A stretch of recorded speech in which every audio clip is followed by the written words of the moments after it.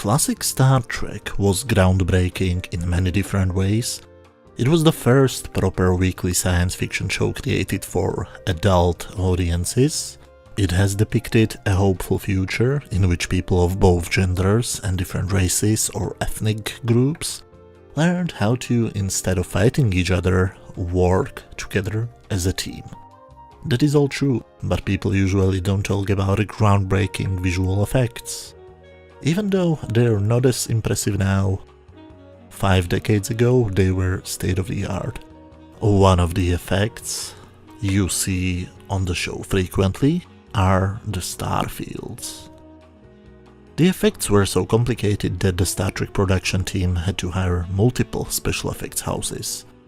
Every one of them used slightly different methods for achieving the required effect shots. One of the companies working for Star Trek was the famous Howard Anderson Company. They were hired first simply because they had their facilities on the Desilu lot. They have done work for other Desilu productions. For example, they have done the titles on I Love Lucy and Our Miss Brooks, so their involvement was quite logical. Their method of shooting a starfield was really simple.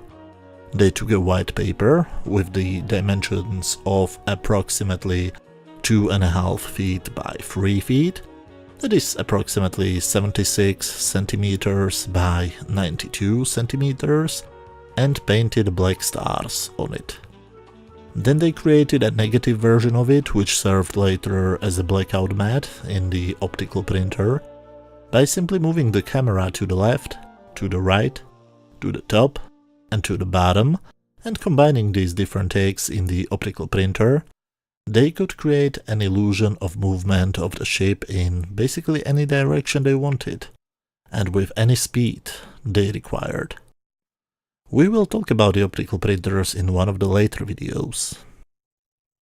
But the Howard Anderson Company was not the only effects house working on the show.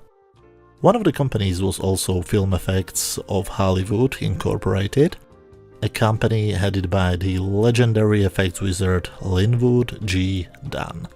In the case you don't know, Dunn worked on classics like the 1933 version of King Kong or on Citizen Kane, which is usually considered to be one of the best, if not the best film ever made.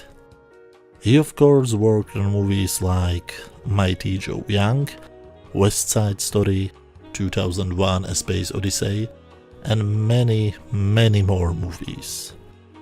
He is also known as an inventor. He, for example, created the first zoom lenses, or drastically improved the optical printer. So yes, the Star Trek producers were very happy they managed to get somebody like Dunn to work on the show. Dunn's company used a slightly different approach for creating a starfield. They took many sheets of black paper and punched holes of different sizes into them. The rest of the work was also done in a similar fashion. They moved the camera in different directions while filming the sheets, and then they combined them on their optical printer. So that's how they created the stars. These days, of course, a starfield is very easy to do using computer graphics, but back in the 60s they had to physically manufacture almost everything. So that's all for today's video. Hopefully you enjoyed this little trip down the memory lane. The next episode of Effects Explained will be about the planets used in classic Star Trek. If this sounds like something you would enjoy, don't forget to like this video and maybe even consider subscribing to my channel. Thank you very much for watching and see you all soon. Bye.